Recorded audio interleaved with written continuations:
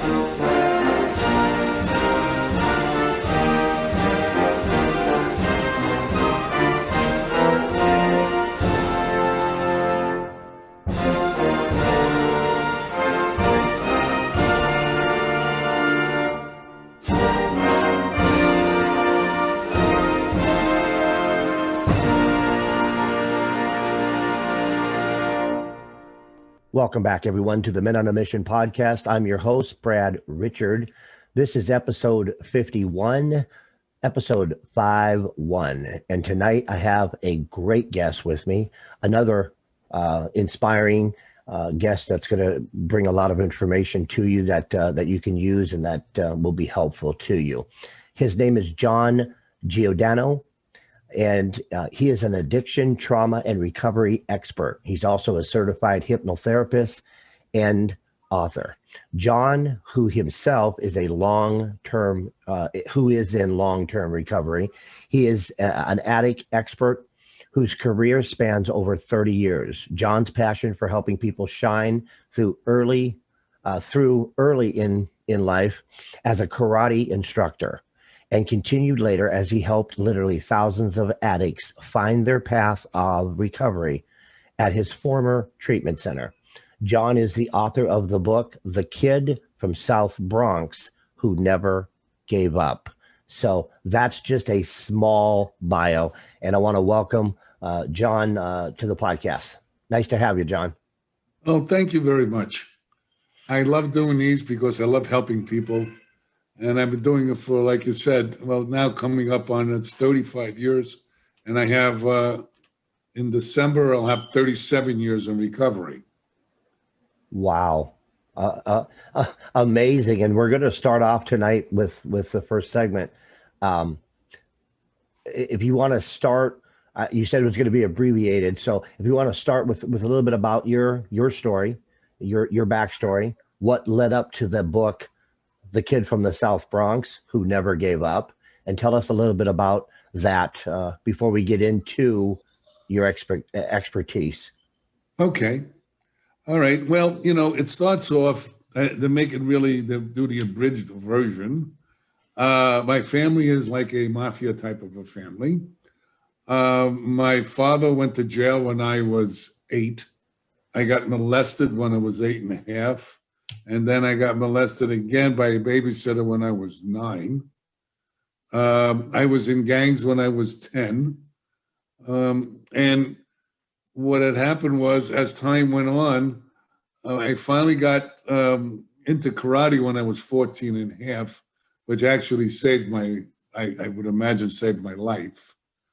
And, karate gave me a lot of discipline, a lot of focus. I never thought that I would make it to where I did. I'm in the Black Belt Hall of Fame. I'm a national karate champion. I'm a grand master in the martial arts. I'm a black belt in judo, black belt in jiu-jitsu, and a grand master in karate and Goju-Ryu karate. Anyway, here I am. I'm working out. I'm training. I'm winning tournaments. I'm doing all of that stuff. And I meet a girl when I'm 20 in Florida. I moved to Florida, and what happened was very interesting. We fell in love, and to make it really short, my uncle threw us a wedding, and what happened was the caterer insulted my uncle in front of the family, and I just told you who my family was. Her family were lawyers and doctors, and on one side of the reception, there were these doctors in suits and lawyers and all these kind of people. On the other side, there was these gangsters and racketeers with guns. So Oh, it was wow. quite an interesting mix, let's put it that way. And so what happened, he insulted my uncle, and the next day, they said my uncle killed the caterer. So I don't know if he did or not, but I believe he did, because my one of my uncles was a hitman. So that was a strong possibility. My grandmother told me we're at my grandmother's house. She says, "You got to leave." I said, "What do you mean we got to leave? The plane doesn't leave for 4 hours." And she says, "No, no, you have to leave now." I said, "Why?" He says, "Your uncle killed the caterer." I said, "What?"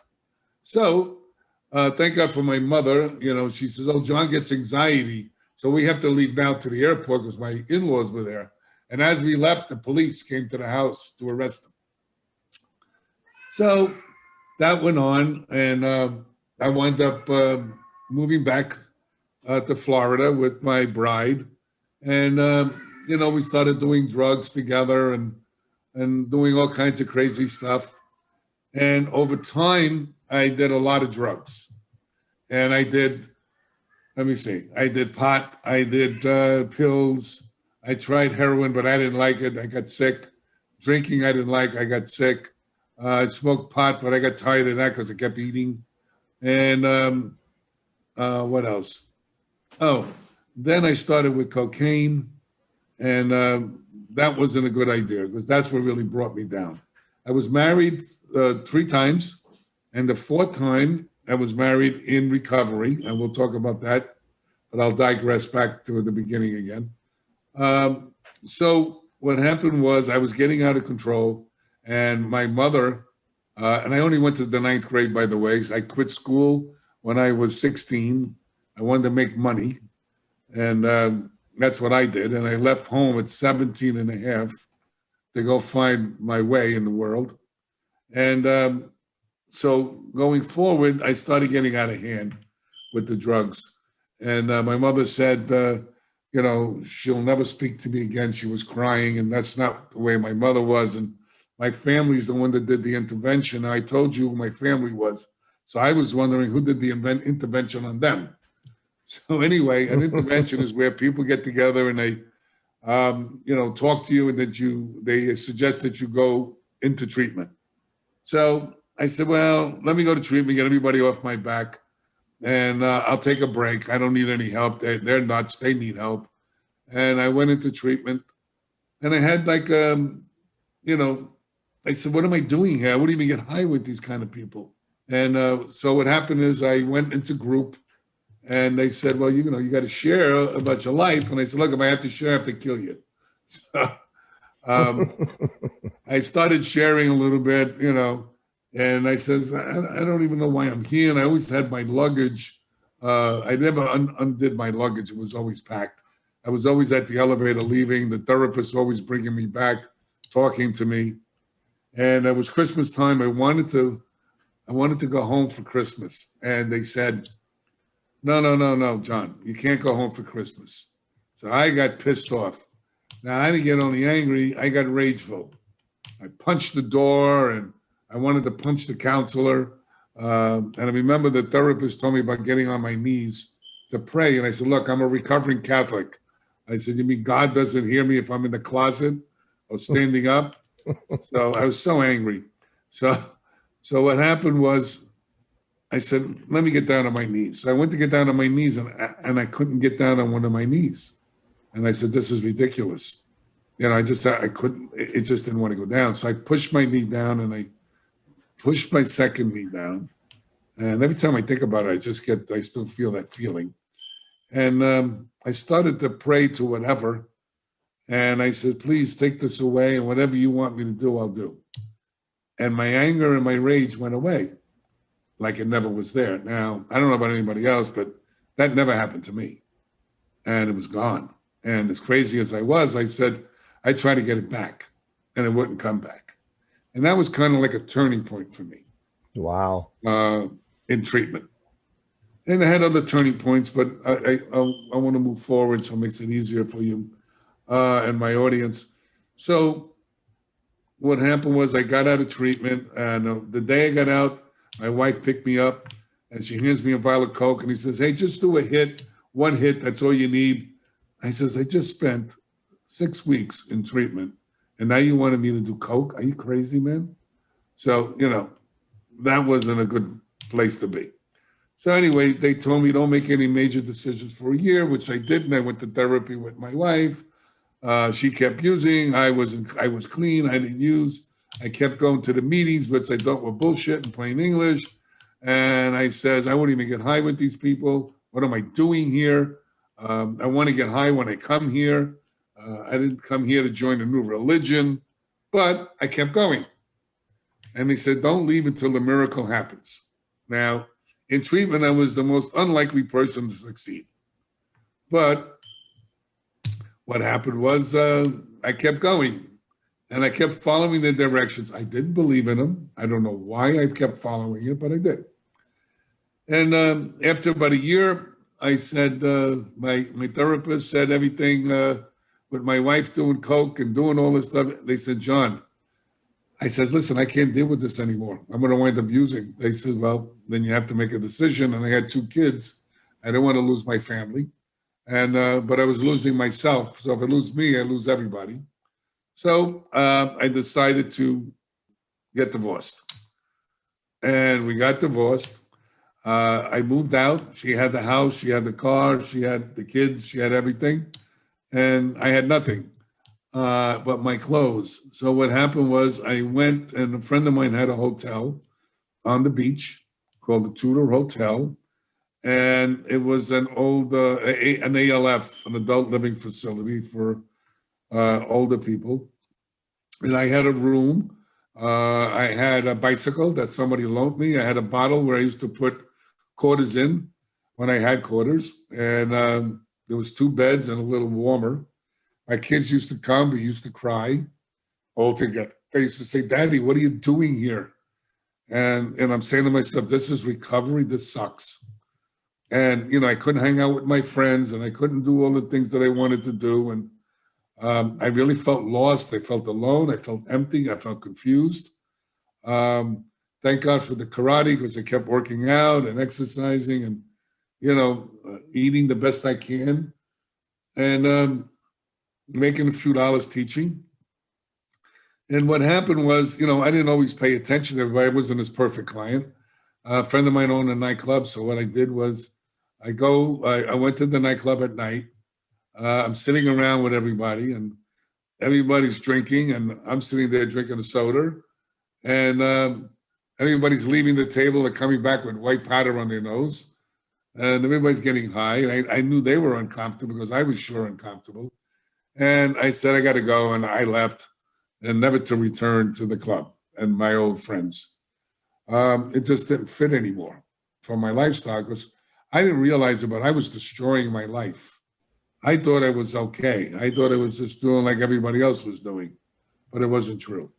I was selling drugs like my father. I was doing collection work for the smugglers. I was doing a lot of crazy stuff.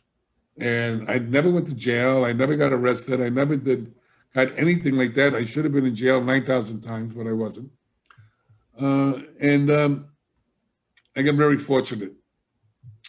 So what happened was I came up with an idea to open up a treatment center.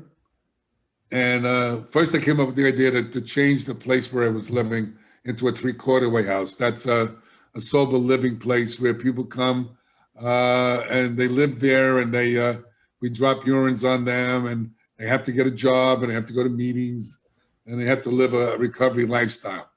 So my friend says, oh, that's a great idea. And he changed it to a 3-quarter-way house and had all the other people leave. And that was very successful. Then I came up with another idea to open up a treatment center. Now, the only thing I knew about a treatment center was that I was in one. I didn't know anything about treatment centers, how to run one, especially not how to fund one. So I said to him, listen, I got this doctor who's a famous doctor who everybody knows. I want us to open up a treatment center. But that wasn't true. I lied. It was my doctor, who's the famous doctor, but I never talked to him. So he said, well, how much do you need? So what do I know? So I said, $250,000. So he said, you got it. If you can get that doctor, I'll give it to you. I said, oh, okay. So I went into the doctor's office. And when I got there and he says to me, I says, hey, I got $250,000. Would you like to open up a treatment center? So he was a comedian also. He was a great guy. He was in recovery. And he says to me, I was just thinking about that, John.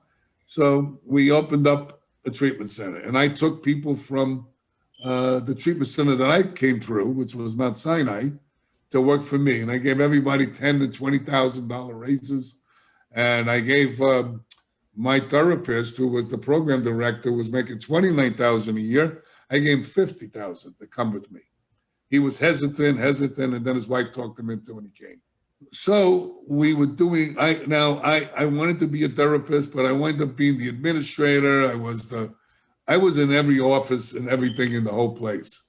And I never, I'm thinking about it now. We had a hospital program. We rented out a floor of a hospital. Now here I am, 14 years clean. I went to the 14 months clean, and I only went to the ninth grade, and I'm standing on this floor in the hospital, looking around, saying, "How did I get here? This is like crazy. I couldn't believe that I actually did this." And we made the program not like a hospital. We had regular beds. We had pictures on the wall that were motivational pictures, and we did yoga. We had healthy food. We did all these things.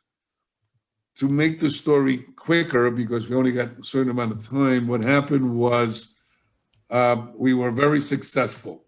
And meanwhile, I had to go back to school. I got my GED, and which was quite a chore because I didn't go to school for 25 years. And I got clean when I was 37. So I got my GED. I passed. I can't believe I passed, but I did. I went to the school and took 300 hours of addiction training. And then I had to get 6,000 hours of on-the-job supervision. But what wound up happening was we couldn't make payroll. And my friend who put the money up says they're stealing. I said, no, they're in recovery. I'm a street kid. If you stole from me, I'd punch you in the face. All right. But I was in recovery and I didn't think that way anymore. I became totally sober and stupid. And I was naive. So I said, no, they're in recovery. They don't do that. So they were trying to blame him. And I said, the guy you don't even have the checkbook. How's he going to steal? Anyway, I walked into the doctor's office. I says, are you stealing? So he put his head down and he says, yeah, I have a sex addiction. And he was buying hookers and buying apartments and took all that money. And my therapist, who I gave a job to, didn't like the fact that his client was his boss. Now, I wasn't even his boss. I was just somebody who owned the program, but, was part owner in the program. But he didn't like it. So anyway, long story short, he took the program out from under me. He told me, if you don't give up your part of the program, your friend's never going to get his money back. If you sign the paper, we'll give you the accounts receivables, and he'll get some of his money back. And I didn't want to hurt my friend, so I did that. And they gave me the outpatient clinic. So we'll give you the outpatient. There was only 3 clients in it. And, they figured it'll go out of business and they'll get rid of me. But it didn't, because I came up with another idea. And I had them take clients that went into inpatient. They segued into intensive outpatient, because that's continuity of care. So I told them about that, and they were sending clients into the intensive outpatient program. They made millions of dollars. I made a salary. But I had to swallow my ego, swallow my pride, and I had to just keep going, because I wanted to get my certification in addiction counseling. And I needed somebody to supervise me for 6,000 hours. Wow. It was painful, but I put that aside and put it into helping people. Yeah. I'm sorry? We're coming up on a break. There's so much to unpack there. I know. Let's do this. We'll go ahead and we're gonna, and stay tuned, folks, because part two will continue with John, the second segment, and we're gonna take just a short break, and then when we come back, we're gonna pick up where we left off, and talk a little bit more about John's journey and what he's doing now. To me, your story resonates to such a degree that your story is the excuse eraser completely. I can't see anyone using any kind of excuse or justification for continuing down the wrong path after listening to your story, because you took all the hurdles and you took all the excuses away. Well, wait to hear the rest of the hurdles. Yeah, we'll pick up on the rest of the hurdles in just a minute. We're going to take a short break, folks. We're talking with John Giordano, and he is a trauma and addiction expert, along with many other things. John has a whole litany of things that we're going to talk about in the second segment. So stay with us. We will be back shortly. Welcome our new sponsor, Scars and Stripes Coffee Company. They empower veterans to build their own business using their e-commerce platform. When you purchase from Scars and Stripes Coffee, you are buying from a veteran, and your purchase directly impacts the men and women who have served our country. Do more than say, thank you for your service. Order today and empower a veteran. Use vet code Brad Richard at scarsandstripescoffee.com. That's scarsandstripescoffee.com. Have you heard about Anchor? It's the easiest way to make a podcast. Let me explain. First of all, it's free. They have great creation tools that allow you to record and edit your podcast right from your phone or your computer. Anchor will distribute your podcast for you, and it can be heard on Spotify, Apple Podcast, and many, many more. You can make money from your podcast with no minimum listenership. It's everything you'll need to make a podcast in one place. Check them out and download the free Anchor app, or go to anchor.fm to get started. That's anchor.fm to get started. Welcome back, everyone, to the Men on a Mission podcast. I'm your host, Brad Richard, and we have been speaking with John Giordano, and I hope you got a chance to listen to the first segment, because his story is amazing. He is a trauma and addiction expert, also a hypnotherapist, and the author of the book, The Kid from the South Bronx Who Never Gave Up. So welcome back, John. And if you could, I think I remember where you left off, but if you can just continue on with the story there in the treatment center. All right, so I had to get 6,000 hours of training, supervised training, and I had to stay in the job, even though they took the treatment center out from under me. I just kept going. And after the 6 years were, the 6,000 hours were up, which was about 3 years, I walked into the guy's office, who was my therapist. I told him I was going to rearrange his face, and no doctor will ever put it back together again. And I told him my uncle, who happened to be in treatment a year earlier, he's doing crack cocaine, and I told you he was a hitman, and he was telling all the clients about the people that he killed, and I ran to my office. Your uncle is telling. I said, I told you what he did, And so he knew who my uncle was. I said, I'm just going to call him up, and he's going to blow your legs out. And don't worry, you'll never walk again, and nobody will recognize you. I want my contract that you said you were going to give me, and you never gave me. They gave it to me. 3 months later, I quit. I got $80,000. They made millions, and I left. I didn't care. I just wanted to help people, and I loved what I did, and I just moved on. And then my friend that gave me the money the first time said, I got another guy. He's interested. Said, put a business plan together. That's what I did. I went, and a minute before I was supposed to meet the guy, I forgot the business plan. I went there. I told him I forgot. He says, don't worry. Put it on a napkin, what you want to do. And that's what I did. And he said, okay. And we put another treatment center together. It was a 30-bed facility. I hired a friend that I met who became my therapist and not my therapist, my sponsor, I'm sorry. And I gave him a raise just like I did the first time with the other guy. I didn't know this guy was a corporate raider. After a year, he picked a fight with me and he said, I'm firing you. And I said, you can't fire me. I'm your partner. And he said, yes, I can. Read your contract. See, I never had a lawyer between the two places. Mhm. So that was my fault, not their fault. So I have to own my own stuff. And I have to learn from that. See, there are no failures. There are only lessons.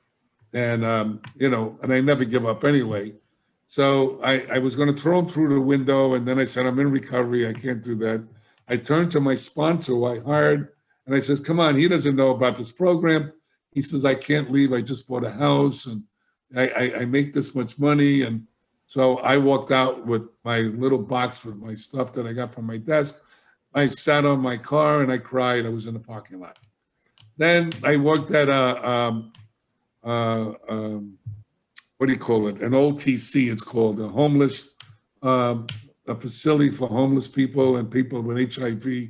I became the clinical director of that, but that was a ridiculous place because what they did was they used to put a guy in the middle of the room, they used to tear him down, and then they used to try to build him back up. And it was kind of crazy. So I left there and I was with a woman, I'm trying to run through this, and says, why don't you open up a treatment center? I said, no, just open it up. So I had only $300 left because I had a spending addiction. So I spent all the money I had.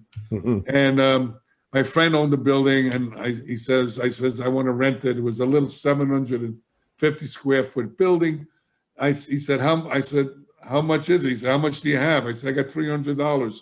He says, all right, look, working for a couple of months, then you can pay me $300 a month. I said, okay. So I had a friend that I worked with this other place that I worked, and I asked them to come in and help me, be my partner. I was never really good in the beginning with business because when the clients used to pay me money, I just to put it in my pocket.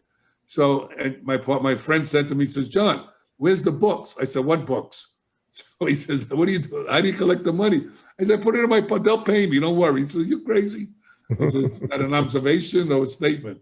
So anyway, he took over the business part. And then, we were broke. We didn't have anything. And then his son came down who knew about the internet, and he was brilliant. And as time went on, years went by, we kept struggling. We had bill collectors chasing us. We had this, but we kept going. We even gave people free treatment that really wanted and needed, even though we were broke as a joke. Sometimes we wouldn't even make payroll. There was only 2 of us or 3 of us. Then there was 4 or 5 of us. Anyway, long story short, and why I wrote the book, to show people this, that you can never give up. I started the company with $300, and in 2012, we sold it for $45 million. So if anybody would have told me that, I would have punched them in the face and kept punching them, thinking they're making fun of me. How in the world did a kid from the South Bronx, who only went to the 9th grade, got a GED, and then went back to school, did all this under the circumstance? And I never, ever gave up. And we never, ever did it for the money. We did it to help God's kids. Mm-hmm. And that's how I looked at it. And if you do the right thing, and I'm just telling everybody, don't worry, you'll get exactly what you need to get. Maybe not what you want, but you'll get what you need to get. And we got more than what we needed to get. But, that, and I still do the work, and I still write books, and I still lecture all over the world. I'm in 76 medical and scientific peer-reviewed journals. I work with 25 universities. I'm on the editorial board of a journal. This is like an absurd. I'm a chaplain for the police department. I lecture to over 200 countries. I help design treatment programs. I'm well known in the industry. And the program that I put together was an alternative treatment program. And that's what I lecture about. And it's just amazing. And that's why we did the research on a lot of this genetics and neuroscience and amino acid therapy and hyperbaric chambers and acupuncture and colonics and massage and brain mapping and neuroscience, neurofeedback, biofeedback, aromatherapy, checking for heavy metals. We did everything in my treatment center. Nobody ever did. People talk about the center still today. And I'm currently working for South Beach Detox, which happens to be in North Miami Beach. And I'm helping them to redesign their program. I'm the program director and consultant. And, I got a CAP, Certified Addiction Professional. I'm a hypnotherapist. I have a master's in NLP. I'm certified in EMDR, which is for trauma. And that's what I work with our vets. I work with trauma. I work with people that have been in shootings, officers that have been in shootings. I work with rape victims. I redeveloped EMDR's eye movement desensitization reprocessing.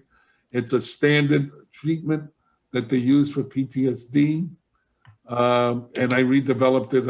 I put together NLP, neuro-linguistic programming, with hypnotherapy, the tonalities of hypnotherapy, and holotropic breathing.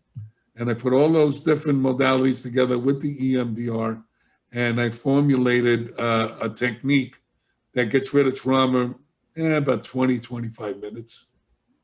It's kind of wild when you think about it. I always tell people, don't believe a word I tell you, please.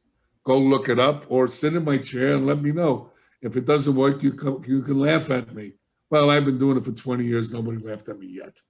So that's the kind of work I do. You have any questions? Wow, that's never giving up, along with all the options that are out there, whether it's trauma, addiction, suicide, abuse. You alluded to that earlier on in the first segment. Our vets are experiencing, in some cases, all of those. They're experiencing the PTSD, the trauma, the abuse, and the addiction, and fighting to keep themselves alive. And your story is so inspirational, and I know the listeners are going to look at your story, and basically, they're going to be, I think they'll be left with a basket full of excuses that they can just toss out, with the trash tomorrow, because you didn't accept your excuses.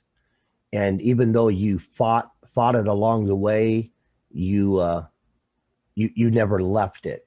You stayed in. What do you think, John, kept you, because you said you didn't really believe in it.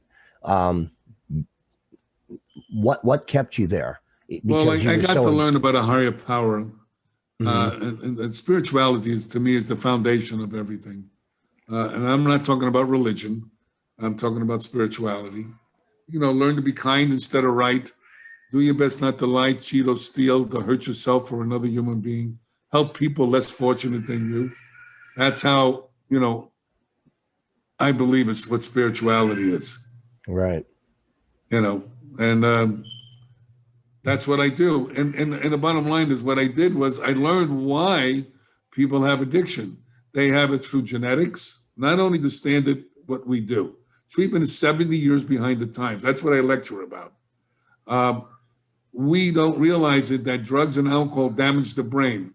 If you use hyperbaric medicine, that helps to heal the brain. Most people don't realize that. I used that for addiction 20 years ago. And I still use it. I have a hyperbaric chamber in my home for myself, to help heal myself for things. Also, addicts and alcoholics and people who suffer from depression and anxiety, well, how is that happening? It's not just psychological, If you have a low thyroid, you'll have depression and anxiety. If you have low testosterone, you can have depression and anxiety. If you have leaky gut syndrome or H. pylori infection, you can have depression and anxiety. If you're hypoglycemic, you can have depression and anxiety. If you have a closed head injury, you can have depression, anxiety, and behavioral problems and suicidal ideation. These are things that we are not looking at. If you have heavy metal toxicity, it can mimic attention deficit disorder, and bipolar disorder. There are medical conditions that are causing people to feel the way they feel, besides the psychological part. See, people don't get that, especially a lot of our servicemen that were over in Iraq and Afghanistan. They were drinking water and eating food over there that was toxic. And they didn't know it. Tasted Right. good, you know? And, and they were getting uppers to get up and downers to go down, to go to sleep. I know what was going on over there. And then all the stress that you're under, you're walking down, you don't know if you're going to get your head blown off in any second, or you're stepping on a mine. I mean, tremendous stress constantly, which was weakening the whole ecology of the body, mind, and the soul. And after you see all the atrocities over there, you start to wonder if there is a God, and you lose everything, your spirituality, you lose the whole 9 yards. Right. This is what our servicemen and women go through. And when, it's unfortunate they come back, and I don't know, we're just not taking care of you guys the way we need to. Personally, I feel that way. A lot of them are homeless. A lot of them are committing suicide. A lot of them, they just don't know what to do with themselves. So, unfortunately, you go through all that training. You're very disciplined. You're very focused. You guys, a lot of the guys learn trades. A lot of the guys can do a lot of things, but they're so beaten down after a while, and they just give up. And I'm here to tell you, don't give up before the miracle happens, because I know a lot of the guys that didn't give up became successful. And what does that mean, success? I don't mean just money. I'm talking about that, having that peace inside, feeling that you matter, okay? Feeling that you count, okay? Feeling appreciated, and that's what, what happens is, when you go into war, from what I gather, and I haven't been in war, but I talked to enough of the guys, you become an inhuman human. You see things that happen that most people never see. Now, my wife's son is a police officer, and my son-in-law is also a police officer, and they see horrific things every day. People in shootings, people that are getting stabbed, people with their guts hanging out. Same thing our servicemen see. It's pretty wild. And then they're a walking target because people don't like the police. Boy, when they're in trouble, they know how to call them. Mm-hmm. Yeah, absolutely. I was a military police officer, and for a short time I was in civilian law enforcement. And I removed myself from that career because not all of it, but a large portion of that career, you're seeing the worst sides of people, and That's to right. stay positive and stay true to yourself and love yourself and care for yourself when you see so many human beings just disintegrating before your eyes. They're destroying themselves, and you're seeing the worst parts of them. It brought me to a place of severe depression, and my only solution was to remove myself. Well, that was the best thing you could do, because I watched the kids, I helped them get there, and I work with a lot of police departments. I know a lot of police chiefs and things like that. And, I explained to them before they got in, you're going to have a severe personality change. You're going to become cynical. You're going to become jaded. Okay. You can even become prejudiced, depending on where you work, because all you deal with day in and day out are the worst of the worst, and people that want to hurt you constantly and lie to you, and on and on and on. So it's a thankless job. And unfortunately, when they stressed out, and a lot of police officers, just like a lot of vets, they become drug addicts, they become alcoholics. But the police officers will become alcoholics because you get drug tested, you get in trouble, whatever. So a lot of them become alcoholics.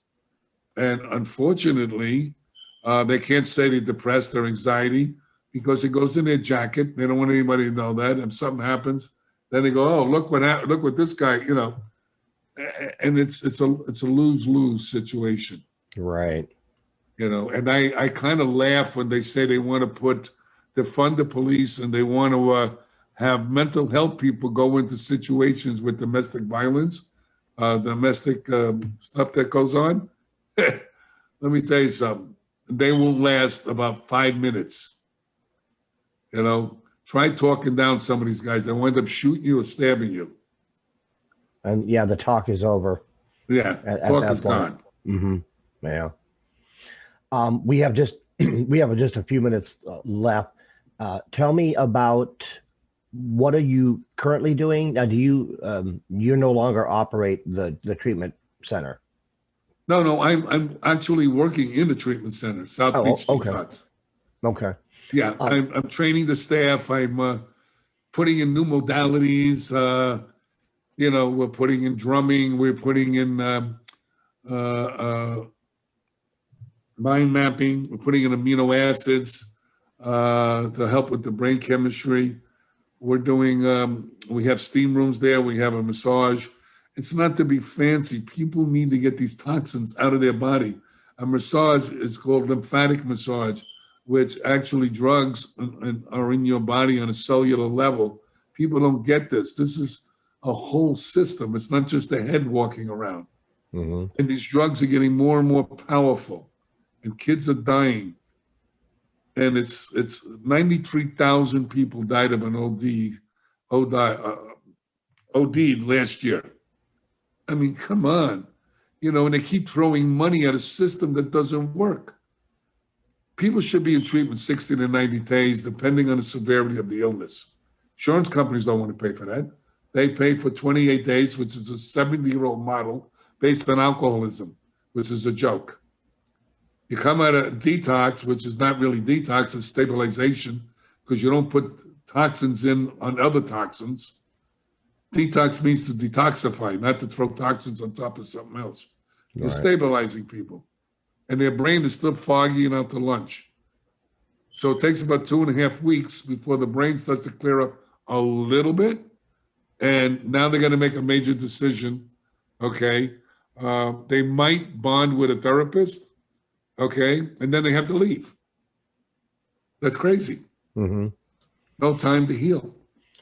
When it comes to our vets, we probably don't have enough time to cover the VA, the Veterans Administration. So many vets are stuck with that being their only option. Well, it's a lot of political things going. It's all politicized. True. A lot of it's about money, unfortunately. Let's get real. That's what it's all really about. And it's sad. And there's some good people in there trying to help our vets, but their hands are tied because of funding or because of some political baloney. Mm-hmm. So it's just disgusting what's happening. So you got to do the best you can. That's all. Right. Now, where is your treatment facility is where? Where is it located? It's in 85 Northwest 168th Street, North Miami Beach. North Miami Beach. Now, do you have affiliates or do you have connections in other states as far as we take people from all different states. Okay. We take people from everywhere. They come from everywhere. Now, is that something that they can they get help through the treatment facility that you're currently involved with? Yeah, we do take, I think we take TRICARE, which is the veterinary and the vet insurance. Mm-hmm. We're in a network with some of the other insurance companies. But unfortunately, it costs money. Mm-hmm. And it's over-regulated industry, so it costs you a lot of money to treat people. Right. Is it possible because my listeners are in many states. Do you do any kind of remote work with veterans that wouldn't have the ability to, get to the facility? I'll be honest with you, I haven't been doing that because I've been busy with all these other projects. Mm-hmm. I see people individually here sometimes. Right.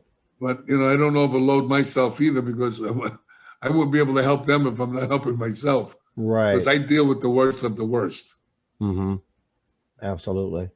I want the listeners to know we're going to wrap up here because we're just about out of time. But I want the listeners to know that all of John's contact information, his links, will be in the show notes.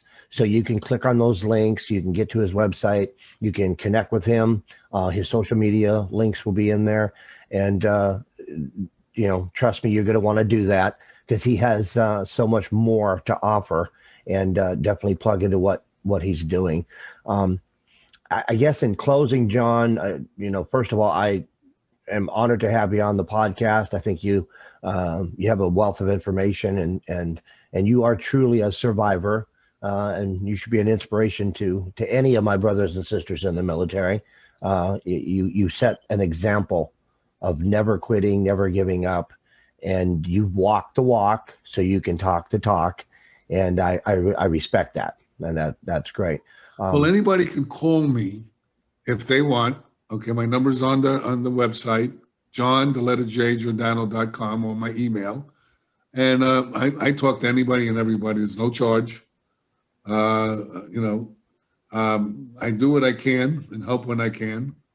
And that's just what I'm about.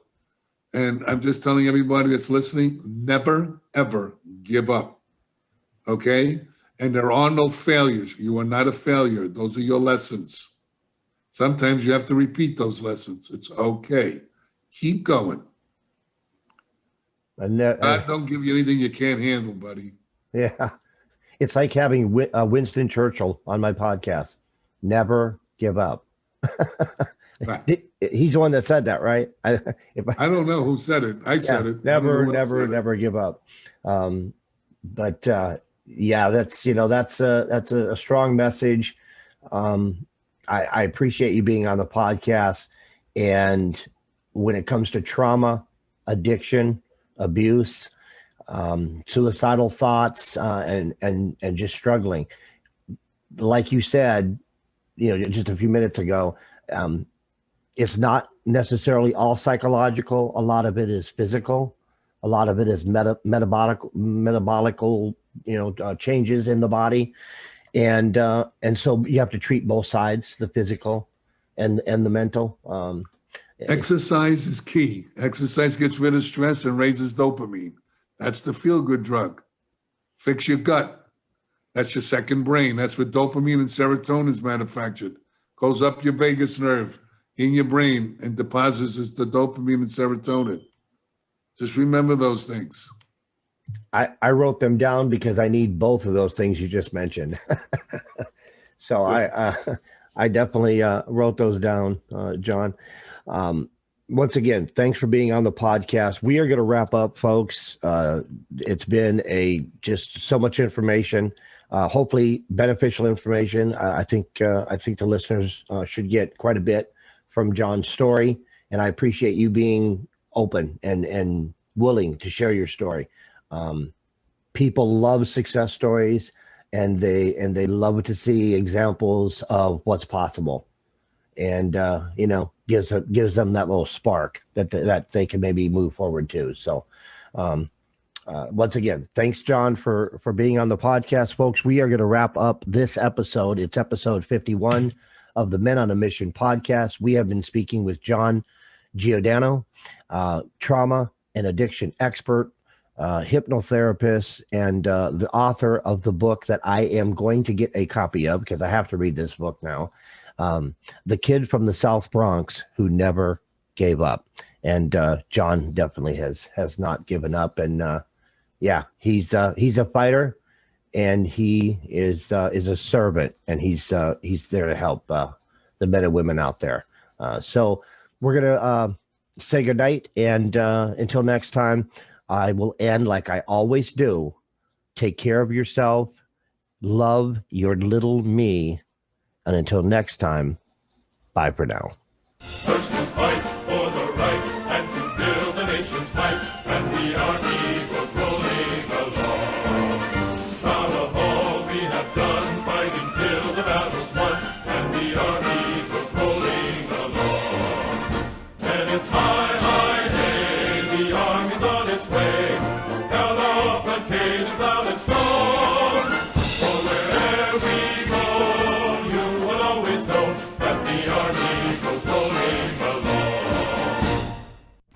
the halls of Montezuma to the shores of Tripoli, we fight our country's battles in the air, on land and sea.